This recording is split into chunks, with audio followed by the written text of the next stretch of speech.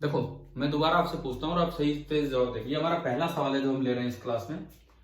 यहां से कोई पार्टिकल चला, आपके ग्रुप पे क्वेश्चन डाला हुआ है, आगे गया और क्वेश्चन में लिखा है कि इस समय वो जो उसका मैग्नीट्यूड ऑफ डिस्प्लेसमेंट है वो 1/3 है डिस्टेंस से, यानी कि डिस्टेंस ज्यादा है, डिस्प्लेसमेंट कम है। तो बताओ वो सीधा ही चलता रहेगा, वापिस आया होगा? वापिस डेफिनेटली आया होगा। इसका मतलब एक्सेलरेशन जो होगा वो अपोजिट डायरेक्शन में होगा। इसका ये मतलब है कि जो एक्सेलरेशन होना है वो अपोजिट डायरेक्शन में होना है, पीछे की तरफ एक्सेलरेशन होना है। कुछ भी हो चाहे पीछे की तरफ होगा। मान लीजिए ये आगे बढ़ना स्टार्ट करता है with some initial speed u और एक्सेलरेशन पीछे की तरफ है a।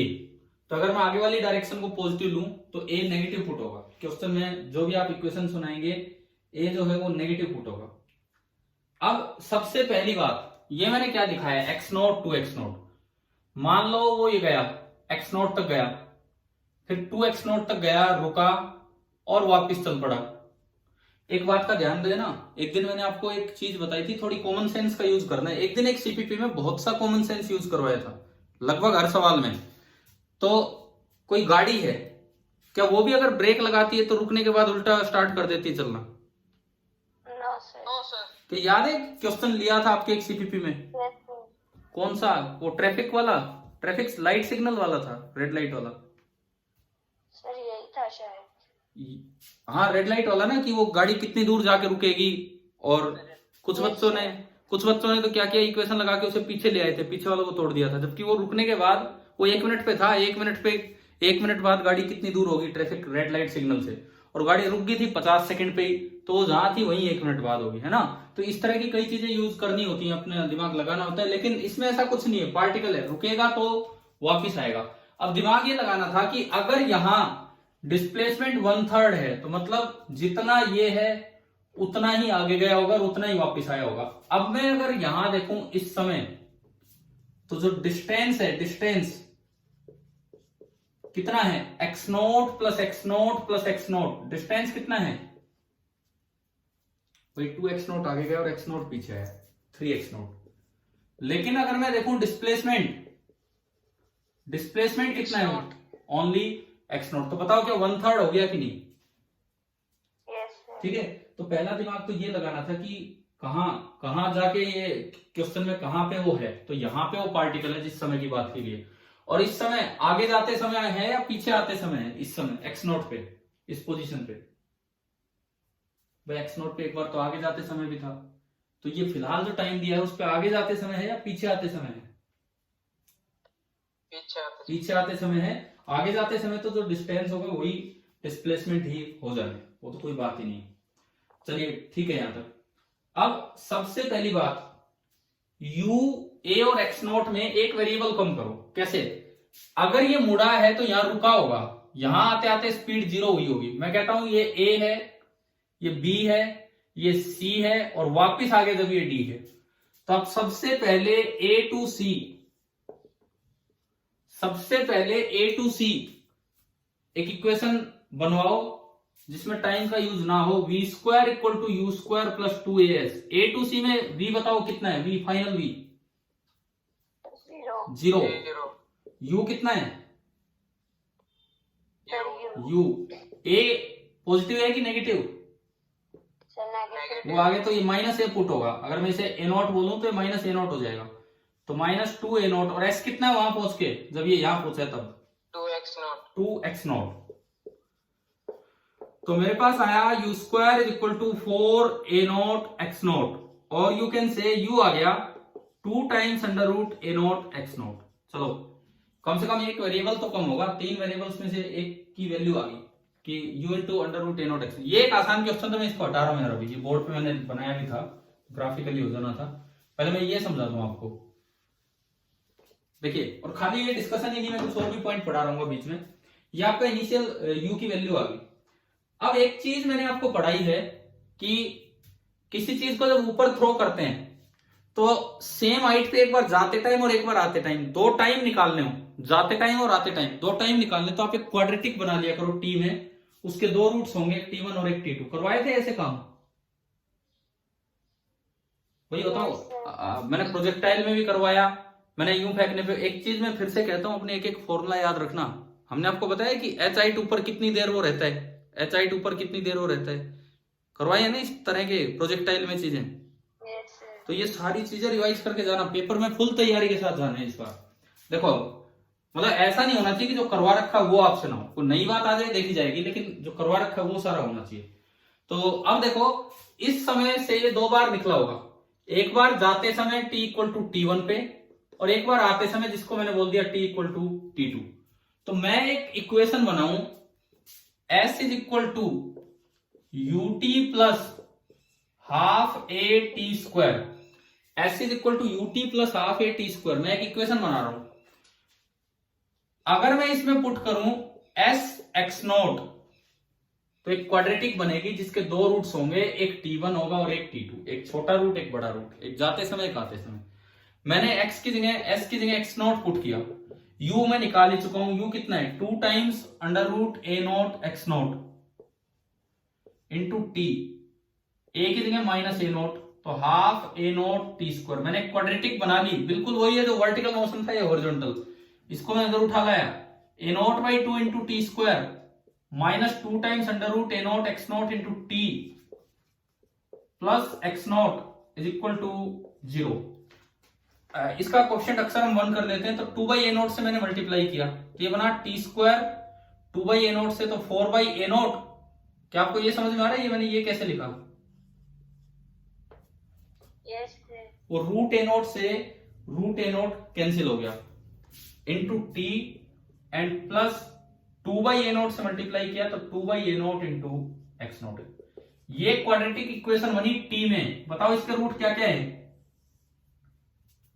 इसका छोटा एक छोटा रूट तो T1 होगा, और जो बड़ा रूट होगा वो हमें दे ही रखा है क्वेश्चन में। एक अच्छा सवाल ये बच्चे ने पूछा, जिसने भी पूछा, मैं नाम कई बार दे चुका, निशांत ने, T1 T2।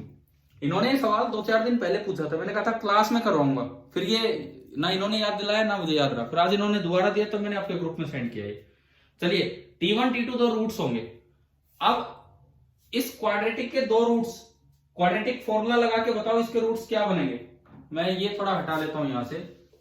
Quadratic formula, Shridharacharya formula, t is equal to क्या फॉर्मूला है? Minus B. बताओ बोलो अब इसमें क्या है? 4 times under root X note by A note plus minus under root B square. तो बी स्क्वायर तो यही हो गया, बी स्क्वायर हो गया 16 X note by A note minus 4ac। बताओ कितना है? a तो 1 है और c है 2 x note by A note, तो 4ac कितना हो गया sir? 8 x naught upon A note divided by 2a, ये 2 आया। ठीक है, अब ये देखो t की वैल्यू आ गई। पहला है 4 under root X note by A note plus minus, ये 16 में 8 गए 8, और 8 अंडर रूट से बाहर आएगा 2 रूट 2 बन के, और अंदर बचा x note by A note divided by 2। भाई 2 कट गया कॉमन आके। बताओ ये स्टेप आया क्या समझ में? ये वाला स्टेप 2 में काट ही देता हूं, यहीं पे काट देता हूं। 2 कॉमन लूंगा तो इसका भी 2 हटेगा और इसमें से एक 2 हटेगा, और ये 2 गया, फाइनली ये बचा। और अगर मैं इसमें से root X note by A note common लूं, तो ये जो टाइम की वैल्यूज आ रही है, root X note by A note तो आ गया कॉमन, और अंदर बचा 2 plus minus root 2, 2 plus minus root 2, T1 और T2। वो बड़ा रूट है कि छोटा रूट है जो क्वेश्चन में दिया है? वो बड़ा रूट इनमें से कौन सा होगा? प्लस रूट 2 वाला। ठीक है, तो अब मैं T1 T2 दोनों की वैल्यू लिखता हूं यहां से। देखो कितना अच्छा सवाल है, वो वर्टिकल में जो हम पढ़ते थे वो चीज यहां क्वाड्रेटिक वाली बात यूज करवाइए इसमें।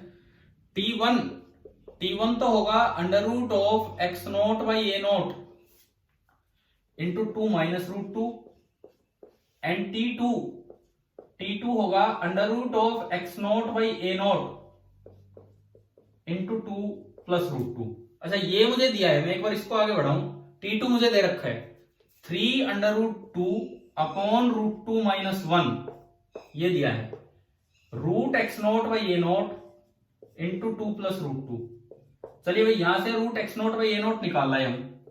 Root X note by A note फिर उसको उसमें पुट कर देंगे। कितना है root X note by A note? 3√2 upon √2 minus 1 into 2 plus √2। बताओ एक बार ये मल्टीप्लाई करके बताओ नीचे क्या बचा, ये ब्रैकेट √2 माइनस 1 इंटू 2 प्लस √2 कितना बचा है?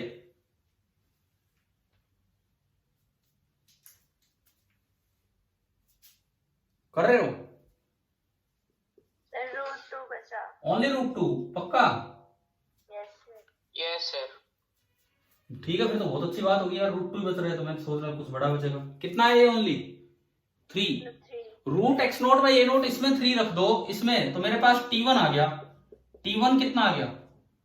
3 इंटू 2 माइनस √2, और उसमें भी रख दो तो T2 भी आ गया शॉर्ट फॉर्म में 3 इंटू 2 प्लस √2।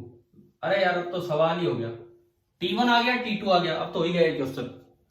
ठीक है, मुझे लग रहा था यहाँ थोड़ी कैलकुलेशन ज्यादा जाएंगी, लेकिन ये तो जल्दी सोल्व हो गया यहाँ से। अब आप बताओ कि आपको T1 T2 समझ में आया? यहाँ तक कितना टाइम हुआ? Yes sir. अब देखिए, अब देखो इसके बाद निशांत आप समझ पा रहे हो कि नहीं क्या बता रहा हूं मैं? Yes sir. ठीक है, अब देखिए मैंने इस मोशन का वेलोसिटी टाइम ग्राफ बनाया। इनिशियल वेलोसिटी पॉजिटिव है, कांस्टेंट एक्सेलरेशन है लेकिन वो नेगेटिव है, तो इसकी स्लोप नेगेटिव होगी और ये ग्राफ ऐसा जाएगा, ये ग्राफ ऐसा जाएगा। सवाल तो मैं भूल गया यार, क्या पूछा था उस सवाल में? क्या पूछा था? निकालना क्या था? ये निकालना था, ये निकालना था कि जब उसका डिस्प्लेसमेंट जब 0 होगा, मतलब जहां से चला वापस वहां जब आएगा तो कितना टाइम, है ना भाई? यही था ना क्वेश्चन, जब डिस्प्लेसमेंट 0 होगा तो कितना टाइम हो चुका होगा। देखिए ये टाइम है कैपिटल टी। ये कौन सा टाइम है बताओ? ये कौन सी इंस्टेंट है जब वो रुका है? कहां रुका है वो? यहां पे, ये वो इंस्टेंट है। यानी कि बीच में एक टाइम पहले आया होगा T1 और एक टाइम बाद में आया होगा T2, और ये रुकने का टाइम होगा T/2 बाई सिमेट्री। अगर T बराबर 0 से स्टार्ट हुआ तो time of ascent time of descent की तरह देख सकते हो आप, क्योंकि यूनिफॉर्मली एक्सेलरेटेड मोशन है। तो अगर टोटल टाइम T लगा तो जाने का T/2 आने का T/2। आप बताओ ये समझ में आया कि नहीं आया यहां तक? Yes sir. ठीक है, अब ये बड़ा आसान काम है। बाई सिमेट्री, क्योंकि एक्सेलरेशन कांस्टेंट है, बाई सिमेट्री जितनी ये लेंथ होगी उतनी ही ये लेंथ होगी। ये लेंथ और ये लेंथ बराबर होने का मतलब है कि ये बिल्कुल बीच में होगा। बिल्कुल बीच में होने का मतलब है कि T/2 is T1 plus T2/2। अरे यहां से करो T1 प्लस T2 कितना आ रहा है बताओ? T1 प्लस T2 ये दिख रहा है, सीधा ही दिख रहा है T1 प्लस T2। 12। हाँ, यहां से अगर आपने T1 प्लस T2 निकाला तो T1 प्लस T2 आया 12, 12/2 6, तो यानी कि ये टाइम हो गया 6 सेकेंड। तो ये टाइम कितना हो गया? 12 सेकेंड। टी की वैल्यू 12 आएगी। क्या था उसका आंसर? क्या था उस क्वेश्चन का? हाँ जी निशांत, क्या था? यही सवाल था ना? आंसर था। ठीक है, तो 12 सेकंड पे वो आकर रुका। एक अच्छा सवाल है, क्योंकि अच्छा सवाल इसलिए आधे बच्चे इसकी स्टार्टिंग नहीं कर पाते कि डिस्प्लेसमेंट 1/3 है उसका मतलब क्या ले, तो उसका मतलब ये लेना होता है। डिस्प्लेसमेंट 1/3 का मतलब आपको ये लेना होता है। चलिए मैं आगे बढ़ता हूं। भाई सभी बच्चों को समझ में आया ये वाला question? Yes sir. Yes sir. देखो ये निशांत ने जितने डाउट्स भेजे उनमें सबसे अच्छा सवाल यही था जो यहाँ पे अभी हमने लिया है। ये इसलिए नहीं कि कल टेस्ट में आए आप ये उम्मीद करें, ये इसलिए कि आगे जेईई मेंस में कभी आए इस तरह का काम आए तो हम कर पाए, ये ज्यादा जरूरी है। ओहो ये भी एक सवाल लिखा हुआ है। चलो मैं इस पे आता हूं, एक आखिरी क्वेश्चन बस ये डिस्कस कर रहा हूं, फिर मैं आगे कुछ पढ़ाऊंगा। देखिए ये एक सवाल था इनका कि डिसेलरेशन दी थी 2.5 इंटू √v और इनिशियल वेलोसिटी थी 6.25, पूछा कब रुकेगा, है ना भाई? था ना एक इस तरह का क्वेश्चन। देखिए अब सुनो, अगर कहीं यूं लिखा हो रिटार्डेशन और डिसेलरेशन, अगर कहीं भी यूं लिखा हो रिटार्डेशन और डिसेलरेशन है 2.5 इंटू √v, तो चाहे माइनस लगा हो या ना लगा हो, मुझे याद नहीं इनके सवाल में माइनस दिया था कि नहीं, चाहे माइनस क्वेश्चन में दिया हो या नहीं, आपको dv/dt की वैल्यू पुट कर लेनी है -2.5 इंटू √v। कारण कि अगर रिटार्डेशन है तो जब dt पॉजिटिव होगा कुछ समय के बाद वेलोसिटी कम होगी, यानी कि dv नेगेटिव होगा, तो dv/dt negative upon positive negative आएगा। निशांत की आपके सवाल में अगर आपको याद हो माइनस दे रखा था कि नहीं दे रखा था क्वेश्चन में? दे रखा था सर। अच्छा ठीक है, मैं आपको ये बता रहा हूं, इन केस नहीं भी दे रखा हो ना, अगर वर्ड आता है डिसलरेशन या रिटार्डेशन, तो आपको खुद दिमाग लगाना, बिकॉज प्लस लेके चल पड़े तो गलत आंसर आ जाएगा, कि यहाँ पे एक माइनस लगा लेना। अब इसके बाद ये क्वेश्चन आसान है, ये जनरल इक्वेशन ऑफ मोशन पे बेस्ड है। यहां से बना 1/√v नीचे ले आओ, मतलब v की power half dv is equal to -2.5 dt। ये हो गया v की power -half dv is equal to -2.5 dt। Integrating both the side, 2.5 तो कांस्टेंट है, इसमें नहीं निकलेगा बाहर। लिमिट देखो, इनिशियल वेलोसिटी और 6.25 है, मैं यू लिख रहा हूं, कुछ भी हो, मैं तो इन जनरल आपको बता देता हूं यार क्या है। इनिशियल टाइम 0, फाइनल टाइम जो उन्होंने पूछा है वो क्या था यार, इसमें शायद ये था कब रुकेगा। Yes sir. मैं आपको ये बता देता हूं, किसी भी टी टाइम पे स्पीड क्या होगी, किसी भी टी टाइम पे स्पीड क्या होगी, और जब रुकेगा तो v को 0 पुट कर लो, समझ गए हो। हम इन जनरल इस क्वेश्चन को सोल्व कर लेते हैं, किसी भी टी टाइम पे स्पीड क्या होगी, और जब रुकेगा t equal to capital T v 0 कर लेना। हाँ जी, इंटीग्रेशन बोलिए, v की पावर -हाफ का पहले पावर में एक बढ़ा दो और फिर बढ़ी हुई पावर से डिवाइड कर दो, आ गया है ना, इंटीग्रेशन तो करना आता है हमें, ठीक है। u से v -2.5 और इसका इंटीग्रेशन t 0 से t, इसको और आगे बढ़ाएं, हाफ ऊपर गया 2 बन के ऊपर गया, और √v है। अब थोड़ा लिमिट ध्यान से पुट करना, ये √v है तो अंडर रूट के अंदर v माइनस यू मत कर देना, ये लिखा जाएगा √v minus √u is equal to -2.5 into t -0, minus को इधर लाके एडजस्ट कर लो, तो 2 into √u minus √v is equal to 2.5 into t. चलो अब तो हो गया, ये इक्वेशन आ गई। आपको समय निकालना था कि कब रुकेगा, तो t equal to capital T v 0 रख दो, इसमें पुट करो और कैपिटल T को सोल्व कर लीजिए। हाँ जी निशांत भैया, आ गया समझ में? यस सर, हो जाएगा। और जो आपका एक और सवाल था वो आसान सवाल है, वो एक्सेलरेशन f और डिस्टेंस s, वो आप केवल, मैं ये कहूंगा ग्राफ से कीजिए, केवल vt ग्राफ से कीजिए, वो मैं अभी क्लास में डिस्कस नहीं कर रहा हूं। मैंने बोर्ड पे वो मिटा दिया, मैंने वो सोल्व ही कर रखा था, आपका ये स्टार्ट होने से पहले ऑलमोस्ट सोल्व ही कर रखा था, लेकिन वो मिटा दिया मैंने यहाँ पे। चलिए अभी देखते हैं आगे। अब मैं एक दो चीजें और आपको बताता हूं इसमें, 1D 2D और इन सब मोशंस पे। देखिए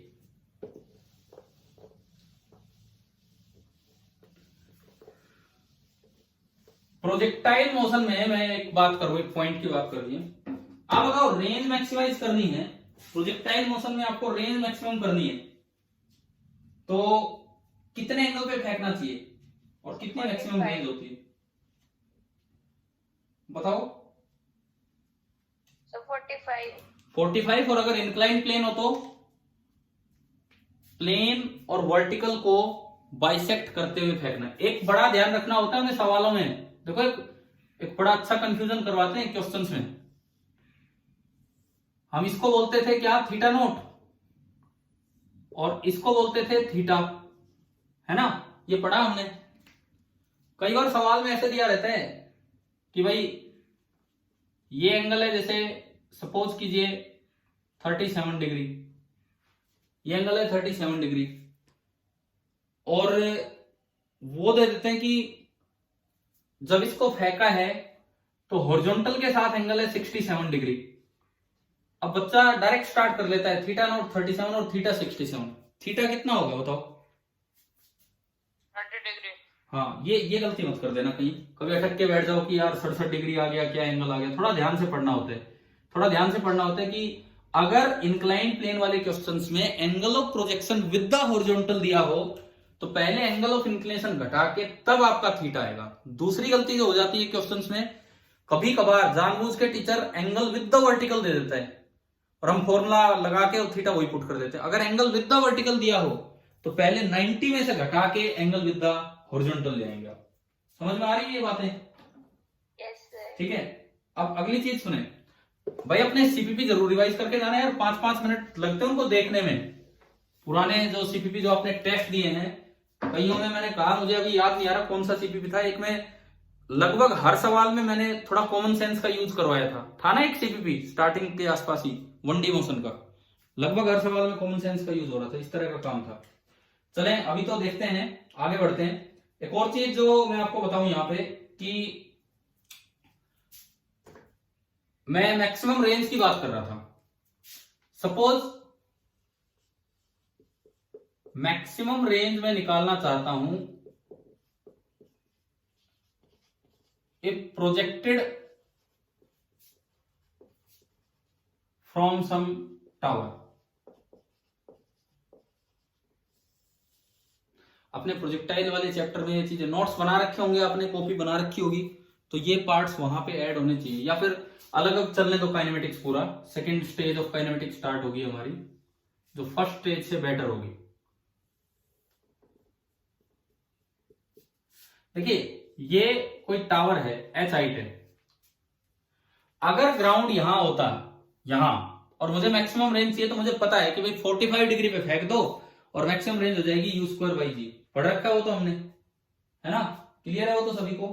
लेकिन अब अगर आपको ग्राउंड पे रेंज मैक्सिमम करनी हो तो क्या करें? जैसे यूं हो कि ये किसी u स्पीड से फेंक सकता है, वो तो अपनी फेंकने की क्षमता होती है बॉल को। आपने u स्पीड से इसको प्रोजेक्ट किया, u स्पीड से इसको प्रोजेक्ट किया, तो ये कहीं जाके गिरेगा। आया क्या समझ में क्या कर रहा हूं मैं, किस तरह से?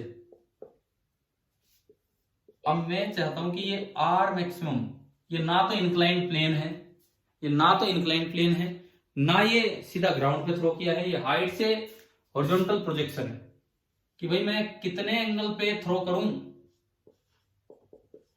45। ना, अब वही तो बात है ना, 45 पे अगर थ्रो करते तो ये रेंज मैक्सिमम होती, ये रेंज मैक्सिमम नहीं होगी।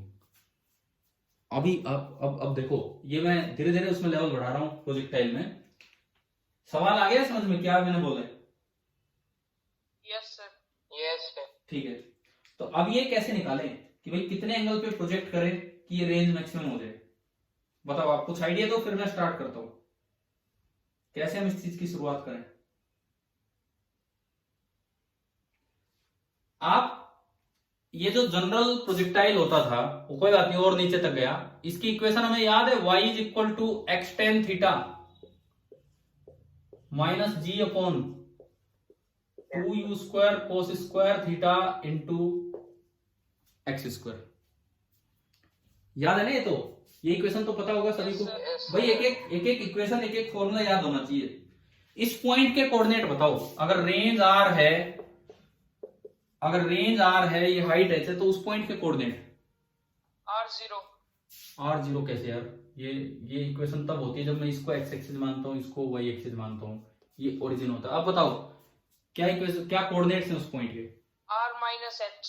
हाँ, इस पॉइंट के जो कोऑर्डिनेट्स हैं that is r and minus h। आपने ये इसमें पुट किए, ये आपने इसमें पुट किए, तो y की जगह माइनस h फिक्स है, आपने एक हाइट से थ्रो किया, y की जगह माइनस h is equal to x की जगह r tan theta minus g r² upon 2u²। Cos square theta को ऊपर भेज दो सेकेंड स्क्वायर थीटा बना के। तो अभी बताओ r और थीटा में एक रिलेशन आ गया आपके पास? Yes sir. ठीक है, r और थीटा में एक रिलेशन आ गया। देखो क्या क्या चीजें फिक्स हैं। u फिक्स है, वो तो आपके फेंकने की क्षमता है, कितनी एबिलिटी। h फिक्स है टावर से, g फिक्स है, इसके अंदर u h g these are fixed. Variable दो ही हैं, r और थीटा। वेरिएबल दो ही हैं, r और थीटा। अब मैं चाहता हूं कि थीटा क्या ले कि r मैक्सिमम हो और वो r मैक्स कितना हो। थीटा क्या ले कि r मैक्सिमम हो और वो r मैक्स कितना हो। तो तरीका सुनो, r और थीटा में एक रिलेशन आ गया, r as a function of theta आ गया, r और थीटा में एक रिलेशन। मैं यहां लिख दूं, दिख रहा है यहां नीचे? Yes sir. Yes sir. If r is maximum, अगर r मैक्सिमम होगा तो dr बाई डी थीटा कितना होगा? 0। मैक्सिमम मिनिमा, यही तो कॉन्सेप्ट हम लगाते हैं। तो मुझे dr बाई डी थीटा 0 करना है, r को मैक्सिमम करने के लिए dr बाई डी थीटा 0 करना है। तो इस इक्वेशन से मैं dr बाई डी थीटा निकालूं। कैसे निकालूं? सुनो, differentiating both sides, differentiating both the sides with respect to theta. दोनों साइड को आप थीटा के रेस्पेक्ट में, दोनों साइड आप थीटा के रेस्पेक्ट में डिफरेंशिएट करो। करें तो हम कहां करें, जगह तो ही नहीं गई। इसको मिटा दूं यार, ये आगे वाला, ये जो लिखा है मैंने। यस। यस सर देखो करवाओ माइनस एक्स का डिफरेंशिएशन थीटा के रेस्पेक्ट में कांस्टेंट है एच यू और जी कौन माइनस एक्स का डिफरेंशिएशन थीटा के रेस्पेक्ट में -h ओहो कांस्टेंट का डिफरेंशिएशन क्या होता है जीरो अगर माइनस एच इंटू थीटा होता तो माइनस एच बाहर आता अभी तो माइनस एच खाली एक कांस्टेंट है तो उसका डिफरेंशिएशन हो गया जीरो ध्यान से बोलो इसमें बताओ एक वेरिएबल है कि दोनों वेरिएबल है एक कहां है यार हद ही हो रही है हम क्या लिख रहे हैं हमने बोला आर और मैंने यहां अभी मिटा दिया आपसे पूछ के मिटाया था कि मिटाऊं कि नहीं वहां लिखा था दोबारा लिख देता हूं यू जी एंड एच ये कॉन्स्टेंट्स है and r and theta variable है मेरे हाथ में थीटा ही है तो जितने भी वेरिएबल रेंज वाले क्वेश्चन आते हैं सब में हम थीटा वेरी करते हैं सब में हम थीटा वेरी करते हैं यू तो कांस्टेंट होता है अभी बताओ इसमें एक वेरिएबल है कि दो वेरिएबल है सर 2 तो u इंटू वी रूल लगाना पड़ेगा हम डिफरेंशिएशन कर रहे हैं with respect to theta UV rule कहता है first function as it is r as it is into D by D theta of tan theta plus second function as it is tan theta as it is into d are by D theta बताओ भाई एक term खुलनी आ गई है कैसे खोला है हमने पहले को आया समझ में ठीक है सेकंड इसमें बताओ क्या क्या कांस्टेंट है उनको बाहर निकाल लो क्या क्या कांस्टेंट है सर जी कांस्टेंट है तो बस g upon 2u²।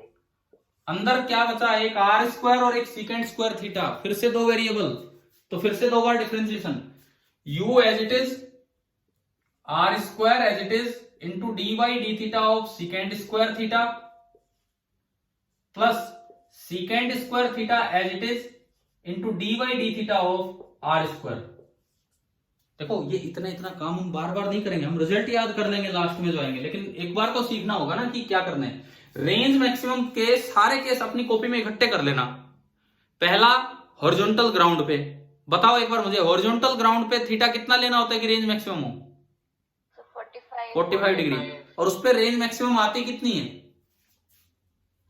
Sir u square by g incline plane पे थीटा कितना लेना होता है कि रेंज मैक्सिमम हो एक बार नीचे से और एक बार ऊपर से वो मैंने कहा रटना ऐसे नहीं है उसमें बस एक चीज याद करनी है प्लेन और वर्टिकल के बीच के एंगल को बाइसेक्ट करना है ना याद है और फिर मैंने आर मैक्स और आर दोनों केस में बताई थी एक में नीचे आता है 1 प्लस साइन थीटा नोट और एक में नीचे आता है 1 माइनस साइन थीटा नोट और ये भी बताया था कि किस में कौन सा लेना होता है याद है ना वो चीजें नहीं भी याद है तो कोई बात नहीं आज कर लेना इसके बाद सुनो अब ये केस आता है कि हाइट से प्रोजेक्ट किया तो रेंज ऑन ग्राउंड मैक्सिमम कैसे करनी 45 डिग्री नहीं अब देखते हैं चलो भाई ये इक्वेशन आ गई यहां तक अब मैं इसको थोड़ा सिंप्लीफाई करता हूं इसको सिंप्लीफाई करने के लिए मैं एक बार डायग्राम हटा ही लेता हूं क्योंकि सारी जगह तो इस डायग्राम ने रोक रखी है हाँ जी जीरो बराबर इस इक्वेशन को मैंने आगे बढ़ाया जीरो बराबर r into D by D theta of tan theta बोलिए कितना होगा बोला करो यार आप टेन थीटा का डिफरेंशिएशन क्या होगा सेकेंड स्क्वायर थीटा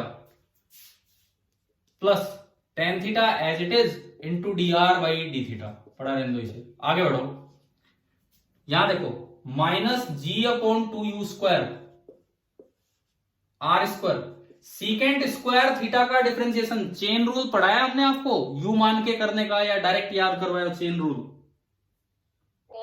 पहले सीकेंड थीटा को एक वेरिएबल थीटा मान लो पावर 2 है तो पावर 2 आगे आ जाएगी पावर में एक कम कर दो और फिर उसके बाद जो चीज आपने ढकी उसका दोबारा से डिफरेंशिएशन कर दो बताओ ये सिखाया था आपने सीखा था आपने कि क्या है आ गया कि मैं इसको यू मान के अलग से करके दिखाऊं वो डी बाई डी थीटा और वो सब करने की जरूरत नहीं है शायद उतना तो ठीक है ठीक है ठीक है नो सर अगला देखो plus सीकेंड square theta into r square power 2 है 2 आगे ले आओ पावर में एक कम कर दो और D R by D theta चलो ये स्टेप आया ये मैथमेटिकली ये स्टेप क्लियर हुआ सभी को this implies 0 is equal to r second square theta plus tan theta into d are by D theta minus ये अलग अलग मल्टीप्लाई कर लो 2 से 2 कटेगा पहली बार में तो G R square upon U square secant theta हाँ जी बोलिए, D by D theta of second theta क्या होता है? tan theta से हाँ सेकेंड थीटा टेन थीटा, तो एक सेकेंड थीटा दोबारा आएगा तो इसका स्क्वायर हो गया और into tan theta tangent theta. आया समझ में ये स्टेप? क्लियर है? yes sir plus yes sir g by two u square इससे दोबारा मल्टीप्लाई होगा तो माइनस तो बाहर है, 2 से 2 फिर कटेगा, G by U square second square theta R D are by D theta. हाँ भाई हो गया यहां तक? ठीक है। अब ये क्या करना है, मुझे आर को मैक्सिमम करना है। तो अगर मैं आर को मैक्सिमम करना चाहता हूं, तो आप बताओ d are by D theta कितना कर दें for r to be maximum?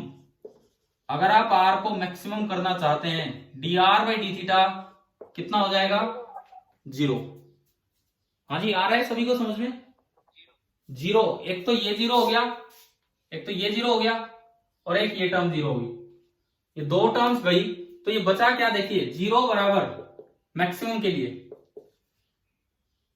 R max into second square theta, अभी आर मैक्सिमम हो गया है, माइनस जी आर मैक्स का square upon U square second square theta tan theta.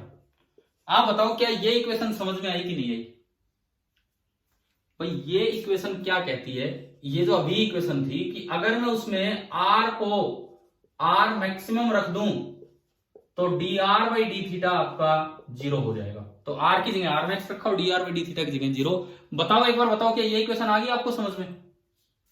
Yes, sir. yes sir ये minus ये 0 है, तो इसको जब उधर उठा के लाओगे तो मैं इसी इक्वेशन में चेंज कर दूं, यहां इक्वल टू लगा दूं और इसको हटा दूं। आया समझ में? Yes, sir. ठीक है। yes sir second square theta से सेकेंड स्क्वायर थीटा कैंसिल हो गया, एक आर मैक्स से एक आर मैक्स कैंसिल हो गया, बाकी को इधर उठा लाओ तो आप देखो एक फॉर्मूला निकल के आ रहा है आर मैक्स। क्या फॉर्मूला निकल के आया? यू स्क्वायर बाई जी और नीचे tan theta, u square by g tan theta, u square by g tan theta. कि भाई एक बात आप याद रखें, अभी एक सीधा बड़ा इंपॉर्टेंट फॉर्मूला हमारे लिए हो जाता है, नहीं तो ये सवालों में इतना काम करना पड़ेगा कि if for a given you, वो आपकी क्षमता है आप कितनी स्पीड से फेंक सकते हैं, if for a given u from a tower of height H,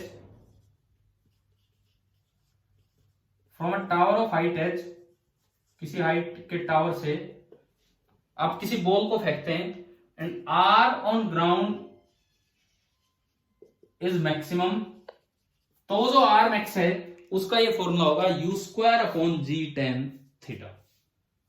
बताइए समझ में आया कि नहीं आया? आ गया ठीक है। देखो अब ये इतना बड़ा काम कभी किसी ऑब्जेक्टिव एग्जाम में एमसीक्यू वाले पेपर में करेंगे तो बड़ा टाइम हो जाएगा, लेकिन क्वेश्चन तो आ जाते हैं इस तरह के। तो हमें ना अपने एक हर चैप्टर के एंड में एक समरी चार्ट बना लेना चाहिए, हर चैप्टर के एंड में, कि भाई ताकि मैं पेपर से पहले एटलीस्ट वो चीजें तो जरूर याद करके जाऊं। और आज भी मुझे लगता है कि आपको सारे फॉर्मूले याद नहीं है, कल तक अपने कर लेना, एटलीस्ट कल तक कर लेना कि क्या है क्या नहीं। आपको अगर नहीं याद हो, सुनो मेरी बात, आप टेस्ट सुबह नहीं देना चाहते, शाम को देना चाहते हो, शाम को दे लो, मर्जी आपकी। एक बार आप फुल तैयार हो ना इस फिजिक्स के टेस्ट के लिए, तब आप टेस्ट दे लो, कि जब आपको यूं लगे कि मैं रिवीजन कर चुका हूं और अब मैं देना चाह रहा हूं, जो 1 घंटा आप लेना चाहें वो हम आपको प्रोवाइड कर देंगे इस टेस्ट के लिए। ठीक है। और इसमें खाली रिलेटिव नहीं, अब वो चेंज कर दिया मैंने, कंप्लीट जो आपका सिलेबस इस टेस्ट का उसी पे एक टेस्ट हो जाएगा। अच्छा भाई ये बताओ, ये क्वेश्चन हो गया, समझ में आ गया? क्वेश्चन नहीं, ये जो रिजल्ट है ये क्लियर हुआ सभी को? yes ठीक है। आप इस तरीके से वो हॉरिजॉन्टल ग्राउंड वाला भी निकाल सकते थे, हॉरिजॉन्टल ग्राउंड वाला भी इस तरीके से आ सकता था। कैसे? देखो एक स्टेप है, बस एक छोटा सा स्टेप है। हॉरिजॉन्टल ग्राउंड पे रेंज का फॉर्मूला क्या था? U square by g into sine 2 theta. R is a function of theta, तो अगर आप आर को मैक्सिमम करना चाहते हैं तो D are by D theta कितना कर दीजिए। हाँ जी, ग्राउंड पे भी मैं ये करके दिखा रहा हूं, यही सेम मेथड। अगर आर को मैक्सिमम करना चाहते हैं तो D are by D theta कितना कर दीजिए, 0। यहां से निकालो D are by D theta, U by G तो उसकी तरह ही कांस्टेंट है, U square by G, sine 2 theta का डिफरेंशिएशन क्या होगा? चेन रूल लगाओ, 2 थीटा को ढक लो। साइन का क्या होता है? साइन का क्या होता है? Cos. Cos of 2 theta into differentiation of 2 theta. ठीक है, ये आपका आया 2 थीटा का डिफरेंशिएशन 2, तो 2 times u square by g into cos 2 theta. अगर आपको ये जीरो करना है तो 2 यू स्क्वायर बाई जी तो जीरो होगा नहीं, यानी कि कोस 2 थीटा जीरो होगा। कोस अगर किसी एंगल का जीरो है तो एंगल 90 डिग्री होता है। तो यहां से 2 थीटा हो गया 90 डिग्री, तो आप खुद देखो थीटा कितना आ गया? 45 डिग्री। और अगर आप थीटा 45 इसमें पुट करो तो कितना आ रहा है? रेंज कितनी आ रही है? Sir u square by G. तो इस डिफरेंशिएशन से वो काम भी हो सकता था। अब मुझे बताओ, क्या आप आज रेंज के सारे मैक्सिमम वाले फॉर्मूले याद कर लेंगे? कितनी कितनी होती है range max? Yes sir. Ground पे फेंका तो रेंज मैक्स कितनी होगी? यू स्क्वायर बाई जी। अगर किसी हाइट से फेंका और ग्राउंड पे रेंज मैक्स करनी है तो कितनी होगी range max? U square upon g tan theta.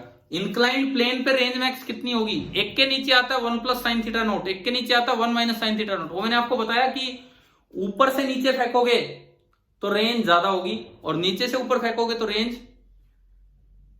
कम होगी। करवाया था कि नहीं एक दिन? बताओ। Yes sir. भाई अपना रिवीजन करके रखना। मैं एक बार फिर पूछता हूं, आप टेस्ट कब देना चाहोगे? बताओ, एक फाइनल टेस्ट है वो आपके टेस्ट से पहले कब देना चाहोगे? वो 4 से 5 कल शाम को 4 से 5 शाम को सही है सर। शाम को सही है तो मैं ठीक है शाम को ले लूंगा, टेस्ट तैयार है। लेकिन मैं 4 से 5 श्योर नहीं कह सकता क्योंकि कल मुझे 2 जगह जाना है। मैं सुबह ही निकलूंगा बहरोड प्लस महेंद्रगढ़ और फिर शाम को कनीना आऊंगा। तो मैं जितने बजे भी आ जाऊंगा फिर आपका टेस्ट ले लूंगा, 4, 5, 6 जो भी टाइम होगा। मैं आपको वो तो मैं मैसेज कर दूंगा आपको ना व्हाट्सएप पे पहले ही कि क्या है क्या नहीं। ठीक है, टेस्ट लेना जरूरी है यार, टेस्ट लेना जरूरी है क्योंकि आज आप लोगों ने नहीं दिया कोई बात नहीं। मैं ये नहीं चाह रहा था कि बार बार आपका मोरल डाउन हो कि हम बिना तैयारी टेस्ट दे दे के आगे बढ़ते रहे। नहीं, आप एक बार इस टेस्ट को एक ऐसे प्रैक्टिस टेस्ट की तरह लीजिए कि मंडे के टेस्ट से पहले मंडे से अच्छा पेपर हम दे लें ताकि उस दिन हमें आसान लगे। अब हमें तो नहीं पता उस दिन कैसा पेपर आएगा, लेकिन फिर भी अक्सर आसान ही आते हैं ये जो आपके स्टार्टिंग टेस्ट होते हैं। ये सब हो सकता है, मैं आपको एक बार फिर से आइडिया देता हूं, हो सकता है ये पेपर इजी हो लेकिन जो इससे अगला पेपर है, इससे अगला पेपर जो रिवाइज सिलेबस का है वो मिलेगा एडवांस लेवल का। ऐसा ट्रेंड है कि जो रिवाइज वाला सिलेबस का जो टेस्ट होता है वो एडवांस लेवल का बना दीजिए, इस तरह का होता है। तो चलिए मैं एक आखिरी कॉन्सेप्ट आपको सिखाता हूं, एक आखिरी कॉन्सेप्ट वो देखिए आप कि method to achieve maximum height at a particular horizontal distance. ये बताता हूं क्या है ये।